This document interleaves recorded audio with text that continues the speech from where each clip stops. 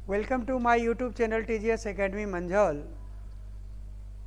आज की क्लास में नंबर सिस्टम जहाँ तक पढ़ाए थे उससे आगे की बात बताएंगे। तो नंबर सिस्टम में विभाजिता का नियम पढ़ा रहे थे और विभाजिता के नियम में हमने 2, 3, 4, 5, 6, 8, 9 ये पिछले क्लास में हम पढ़ा दिए थे। आज के क्लास में हम पढ़ाएंगे 11, 7 और 13 से विभाजिता का नियम क्या है। ठीक है, तो पहले 11 से विभाजिता का नियम एक स्पेशल देख लेते हैं, फिर हम तीनों मिलाकर देखेंगे कि इसका विभाजिता का नियम क्या होगा। तो आइए सीखते हैं। 11 से विभाजित, देखिए सबसे पहले 7, 11 और 13 ही सीख लेते हैं। 7, 11, 13 से विभाजिता का नियम, से विभाज्यता का नियम। कुछ भी आप लिख लीजिए, जैसे मान लेते हैं 5,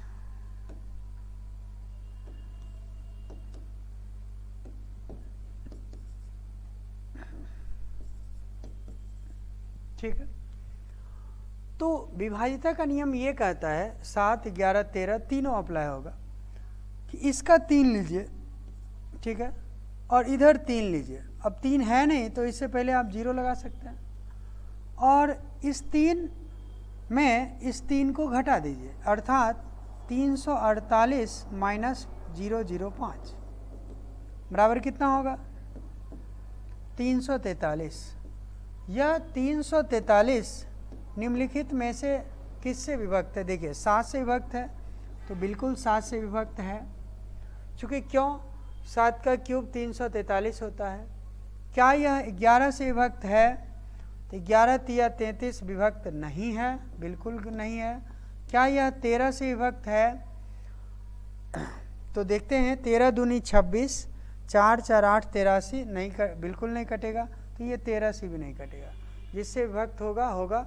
अगर देखिए इस 3 में इस 3 को घटाने के बाद जो प्राप्त होता है वो अगर 7 से विभक्त है तो पूरी संख्या 7 से विभक्त है। वो अगर 13 से विभक्त है तो पूरी संख्या 13 से विभक्त है। वो अगर 11 से विभक्त है तो पूरी संख्या 11 से विभक्त है। 7, 11 और 13 के विभाजिता का नियम ये होगा। आगे एक एग्जाम्पल और हम देते हैं, जैसे मान लेते हैं 5, 6, 7, 8, 4। ध्यान देते हैं ये 3 और इधर देखिए 2 है, एक 0 देते हैं, 3 हो गया। 784 माइनस 56, 0, 5, 6 दे सकते हैं आप, कोई दिक्कत नहीं। 14 माइनस 6, 8, 6, 14, 7 माइनस 5, 2 और ये 7। क्या यह 728 7 से विभक्त है? तो बिल्कुल 7 से विभक्त है। 7, 21, 7, 7, 4, 28, 104 बार में कटेगा। अब ये क्या यह 11 से विभक्त है? तो देखिए 11 से विभक्त नहीं है। कैसे? 11 6 66, बचा कितना? 4, 2 6 68, 11 से विभक्त नहीं है। क्या यह 13 से विभक्त है? तो देखते हैं 13 से विभक्त है या नहीं है। 13 × 5 = 65, 7 78, 13 78, ये 13 से विभक्त है। मतलब अगर अगर इस तीनों में इस 3 को घटाने के बाद जो प्राप्त होता है वह अगर 7 से विभक्त है तो पूरी संख्या 7 से विभक्त होगी। 11 से विभक्त है तो पूरी संख्या 11 से विभक्त होगी और 13 से विभक्त है तो पूरी संख्या 13 से विभक्त होगी। तो इस प्रकार से हम इस क्वेश्चन को आसानी से बना सकते हैं। 6 अंकों के संख्या के लिए इसका प्रयोग हम करेंगे। आइए 11 से विभाजिता के नियम में हम 1-2 पॉइंट एक अलग से भी बताते हैं कि 11 से विभाजिता का नियम क्या होगा। ध्यान दीजिएगा, 11 से विभाजिता का नियम, 11 से विभाजिता का नियम।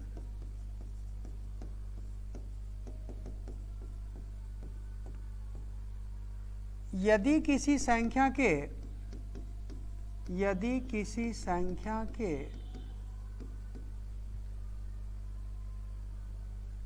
इकाई स्थान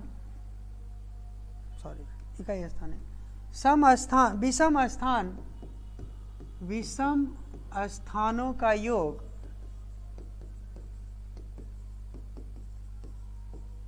तथा सम स्थानों के योग का अंतर यदि 11 0 या 11 के गुणज में हो, 0 या 11 के गुणज में हो, तो पूरी संख्या 11 से विभक्त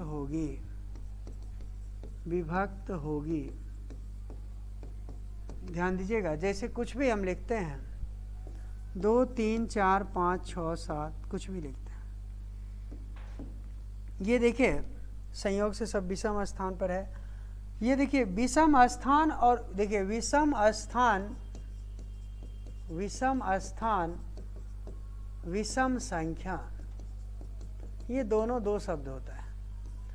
विषम स्थान का अर्थ हुआ जैसे ये विषम स्थान पर है और विषम संख्या भी है, तो विषम संख्या हो ना हो कोई फर्क नहीं पड़ेगा। यहाँ हम 7 की जगह 4 भी दे सकते हैं। देखिए फिर भी हम जोड़ेंगे विषम स्थानों का योग, इसके बाद तो अब कुछ है नहीं, तो विषम स्थानों का योग क्या हो जाएगा 3 + 5 + 4, 5 4 9 3 12।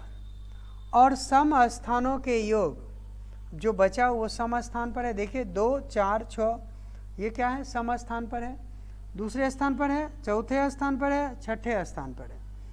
2 + 4 + 6 इसको जोड़ेंगे 10 2 12। इस दोनों का अंतर 0 आया, मतलब पूरी संख्या 11 से विभक्त है, या 0 या 11 22 33 44 ऐसा कुछ भी आता है दोनों का अंतर, तो निश्चित रूप से ये पूरी संख्या 11 से विभक्त होगी, अन्यथा 11 से विभक्त नहीं होगी। तो एग्जाम्पल के रूप में आप इस पॉइंट को नोट करें। ये विषम स्थान और विषम संख्या अलग अलग शब्द हैं, तो आप देख सकते हैं, उसको समझिएगा। विषम स्थान पर सम संख्या या विषम संख्या कोई भी हो सकता है, ठीक है, नोट कीजिए। एक बार फिर से देखिए, अपने भाषा में समझने के लिए एक के बाद एक छोड़कर जोड़ लेते हैं, जो बचा उसको जोड़ लेते हैं, दोनों का अंतर 0 या 11 के गुणज में हो तो पूरी संख्या 11 से विभक्त होगी। अब आइए इसी से रिलेटेड कुछ क्वेश्चन बनाते हैं, इसके बाद हम 1-2 पॉइंट और बताएंगे।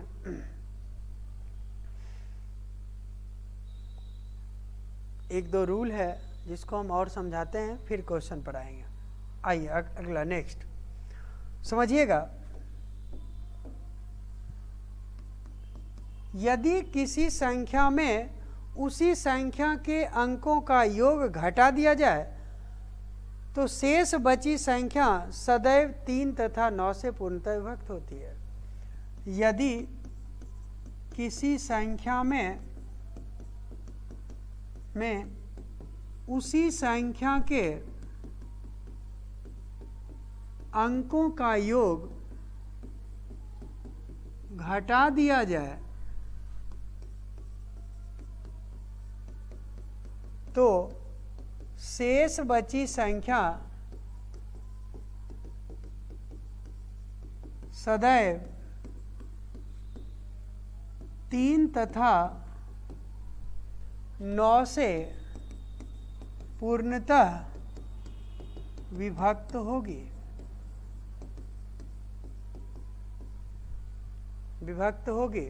एग्जाम्पल कुछ भी लिखते हैं, मान लेते हैं 47, इसके अंकों का योग 7 4 11, इसमें घटा देने पर जो प्राप्त होगा वो सदैव 3 तथा 9 से पूर्णतः विभक्त होगा। देखिए 3 से भी कट रहा है और 9 से भी कट रहा है, कटेगा ना।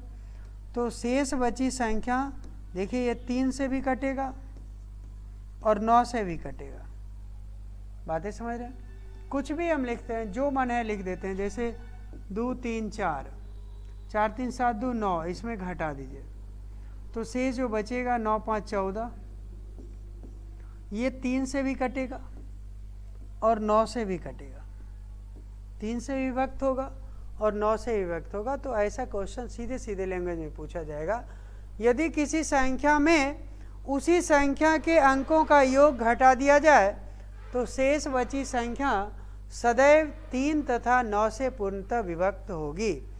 3 तथा 9 से पूर्णतः विभक्त होगी। उम्मीद करते हैं इस बात को आप समझ रहे होंगे। चलिए इसी के साथ 1-2 पॉइंट और हम बताते हैं आपको। 1-2 पॉइंट बताने से पहले कुछ क्वेश्चन हम करवा देते हैं, फिर अगले पॉइंट पर चर्चा करेंगे। 11 से विभाज्यता का नियम, जैसे ये क्वेश्चन है, कहता है कि स्टार के स्थान पर क्या होगा। जल्दी से आप लोग बताइए कि स्टार के स्थान पर क्या होगा। स्टार के स्थान पर क्या होगा, बताइए। 3, 4 स्टार 7 में स्टार के स्थान पर कौन सा अंक होगा जिससे संख्या 11 से भाज्य हो। 3, 4 स्टार 7 स्टार के स्थान पर क्या रखेंगे कि संख्या 11 से भाज्य हो।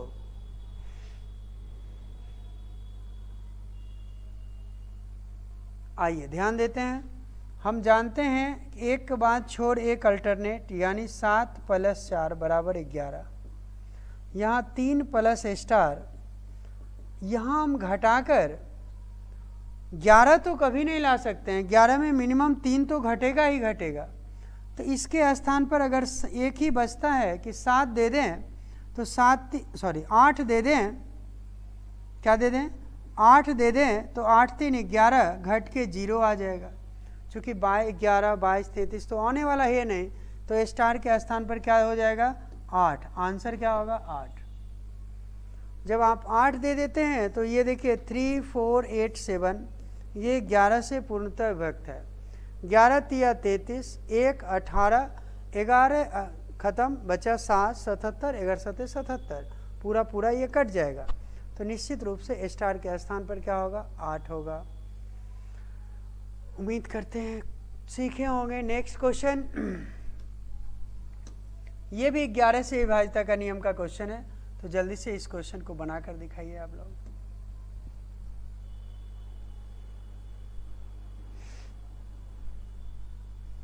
बनाइए।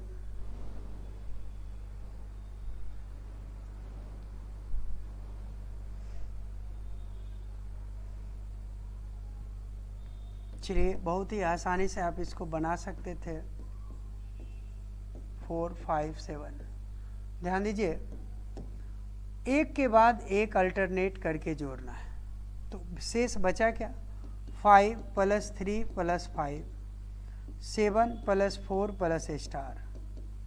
यहाँ देखते हैं 10 3 13 में 11 तो कम से कम घटेगा ही घटेगा। स्टार के स्थान पर क्या दे दें कि 0 या 11 के गुणज में होगा।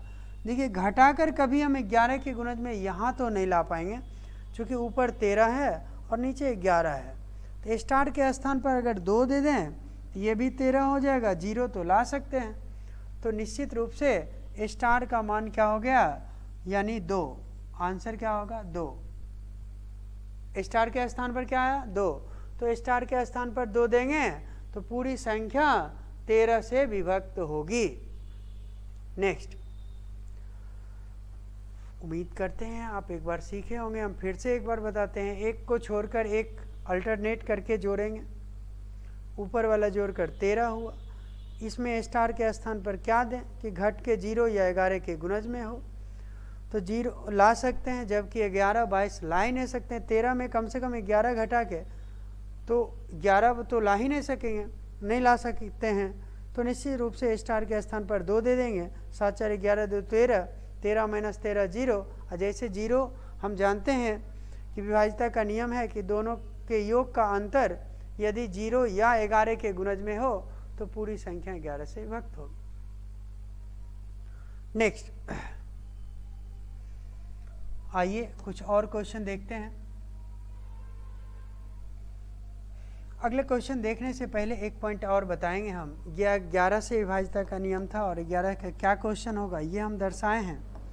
अब हम ये दर्शाने वाले हैं कि एक दो पॉइंट और क्या क्या हो सकता है। आइए, खैर रहने जी, बाद में उसको बताएंगे, कंप्लीट लिखने में थोड़ा ज़्यादा समय लगेगा। आइए इसी को देखिए। किसी संख्या को 7 से गुना करने पर प्रत्येक 3 प्राप्त होता है, प्रत्येक अंक 3 प्राप्त होता है। सबसे छोटी संख्या क्या है, जल्दी से बनाकर दिखाइए। किसी संख्या को 7 से गुना करने पर गुणनफल का प्रत्येक अंक 3 प्राप्त होता है। कितना 3 प्राप्त होता है पता नहीं, तो इसके लिए x का सबसे छोटा मान निकालने के लिए उस 333 को, इसको और भी है 7 से भाग देते हैं, जहाँ पूरा कट जाएगा वही आंसर होगा।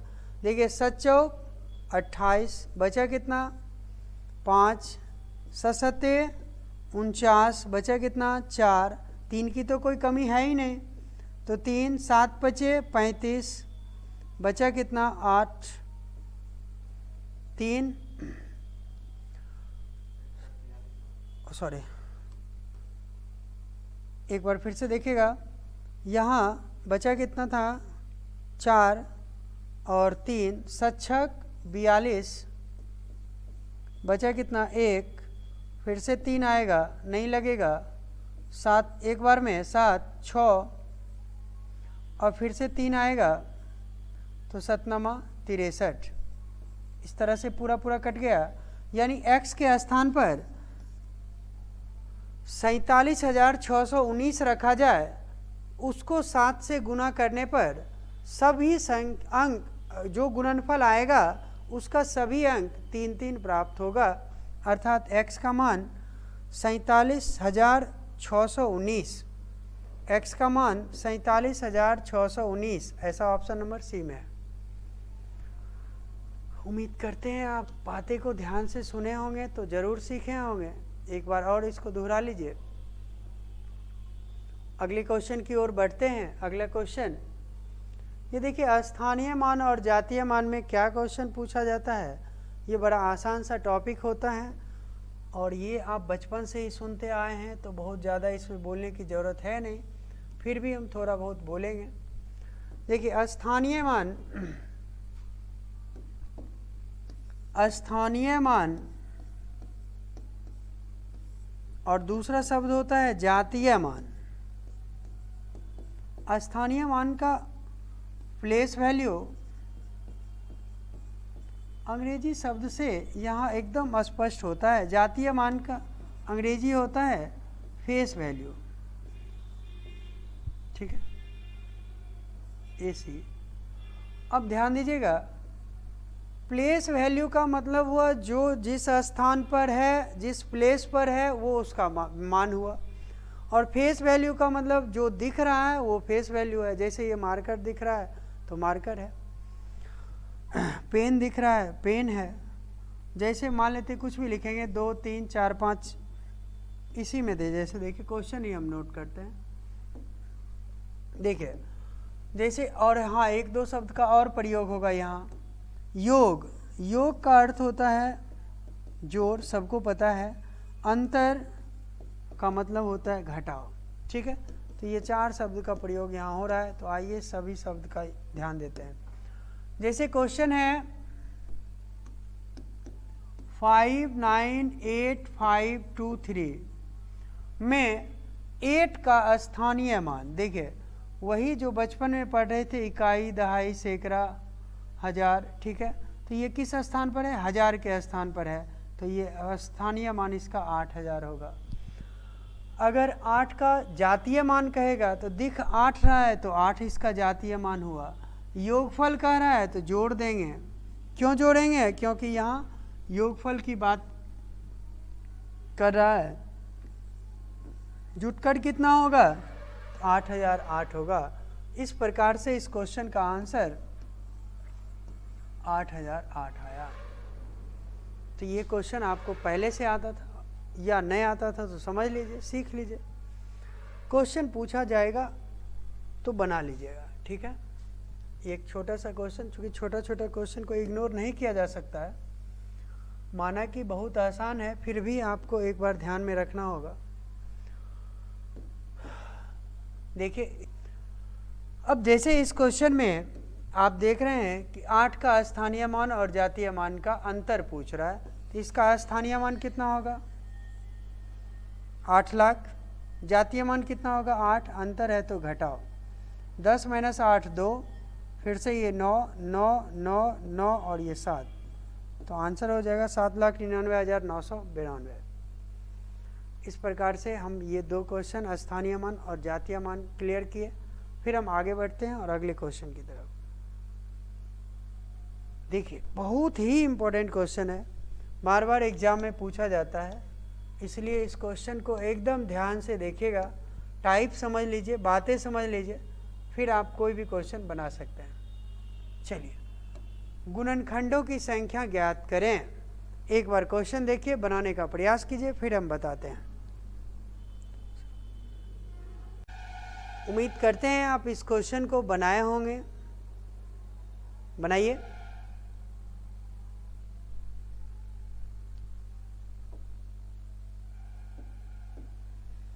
देखिएगा, अभाज्य गुणनखंडों की संख्या, जैसे मान लेते हैं 6 का पावर अगर 3 है तो इसमें अभाज्य गुणनखंडों की संख्या अगर पूछेगा, ऐसे 6 का पावर 3 होता कितना है 216।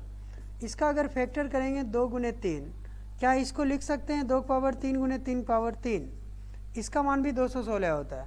तो अभाज्य संख्या क्या है 2 है और 3 है, इसकी संख्या कितना है 3 है और इसकी संख्या कितना है 3 है, तो 3 3 6 हो जाएगा। तो 6 का पावर 3 में अभाज्य गुणनखंडों की संख्या कितना होगा 6। कैसे, तो देखिए इस एक इसमें 2 गो है और इसका पावर 3 है, तो 2 × 3 = 6।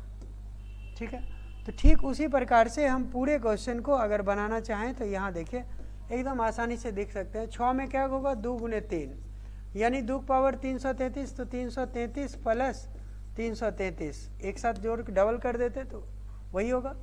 इसका कोई फैक्टर नहीं होगा तो ये 222 हो जाएगा। इसका 3 फैक्टर होगा, 2 × 2 × 2 8 का, तो ये क्या हो जाएगा 111 प्लस 111 प्लस 111, चूँकि सबके पावर 111 होने वाला है, सबको जोड़ दीजिए, यही अभाज्य गुणनखंड संख्या होगा। 1 2 3 2 5 5 6 5 11 के 1 बचा 1, 11 1 12 2 बचा 1, 11 1 12, 1221।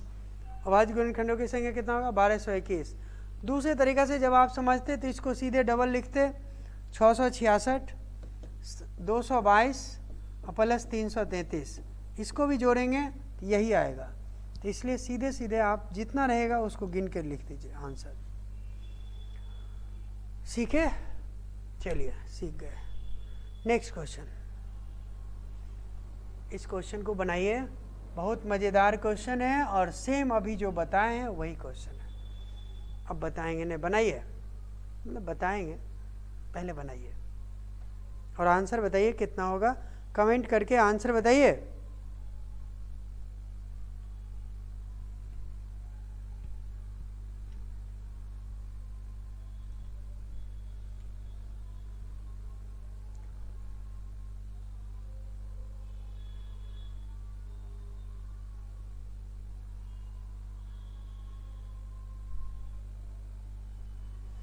जल्दी से बनाइए।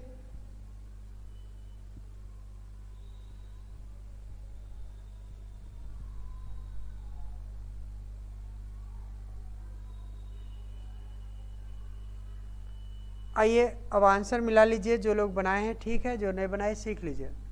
25 में कितना फैक्टर होता है 2 फैक्टर होता है, 2 × 10 प्लस 24 का कितना फैक्टर होगा 8 × 3 = 24, 8 का 3 फैक्टर 2 × 2 × 2 3 1 4 यानी 4 × 20, 26 का 2 फैक्टर 2 × 13 तो 25 × 2। ठीक है, इसका देखिए 2 फैक्टर था 2 से गुना किए, 4 फैक्टर है तो 4 से गुना किए, 2 फैक्टर है तो 2 से गुना किए, कर दिए। तो 20 प्लस 80 प्लस 50 तो 150। इस तरह से इस क्वेश्चन का आंसर क्या होगा 150। आंसर क्या होगा 150। नेक्स्ट क्वेश्चन,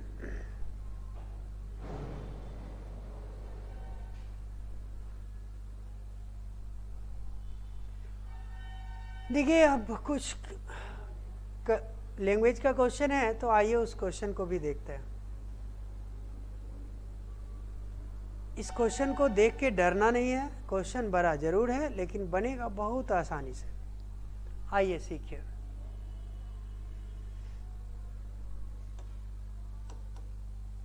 ध्यान दीजिएगा, एक व्यक्ति ने अपनी संपत्ति का 1/4 भाग अपनी पुत्री को दिया, 1/2 भाग पुत्रों को दिया, 1/5 भाग दान भेंट दिया, तो उसने कुल कितना भाग दे दिया? दो तरीका से बनाएंगे। अगर प्रतिशत निकालने आता है तो और बढ़िया, नहीं आता है तो दूसरे तरीका से बताएंगे। देखिए, 1/4 का मतलब होता है 25%। किसके बराबर हुआ? 1/2 का मतलब 50%, और 1/5 का अर्थ होता है 20%। ठीक है, चूँकि भिन्न में नीचे कुल होता है, ऊपर हिस्सा होता है। 4 बराबर 100, 1 बराबर 25, 2 बराबर 100, 1 बराबर 50, 5 बराबर 100, 1 बराबर 20। जो भी संपत्ति है 100%, और उसने दान कितना कर दिया? तो 25 प्लस 50 प्लस जो भी संपत्ति है, इसको ऐसे नोट कर लीजिए, जो भी संपत्ति है 100%, दान कितना किया? 25 प्लस 50 प्लस 20, यानी 95/100। तो 19 × 5 = 95 और 20 × 5 = 100, यानी दान कितना हो गया? 19/20 भाग। आंसर। ठीक है, तो ऐसे करके आप इस क्वेश्चन को बना सकते हैं। तो इस तरह से और भी कुछ क्वेश्चन होंगे जिसको हम बाद में कराएंगे, अगले एपिसोड में करवाएंगे। आज मतलब चैप्टर समाप्त हो गया है, इतना ही, और हम जो बचा रहेगा वो अगले सिंप्लीफिकेशन वगैरह में देके क्लियर कर देंगे। ढेर सारे बात हमें थोड़ा बहुत और भी सीखना है। तो आज इतना ही, और अगले चैप्टर के साथ अगले क्लास में मिलते हैं। अगर आपको क्लास अच्छा लग रहा है तो लाइक करें, शेयर करें, सब्सक्राइब करें, कमेंट ज़रूर करें, और अपने दोस्तों के साथ भी शेयर करें। धन्यवाद। जय हिंद, जय भारत।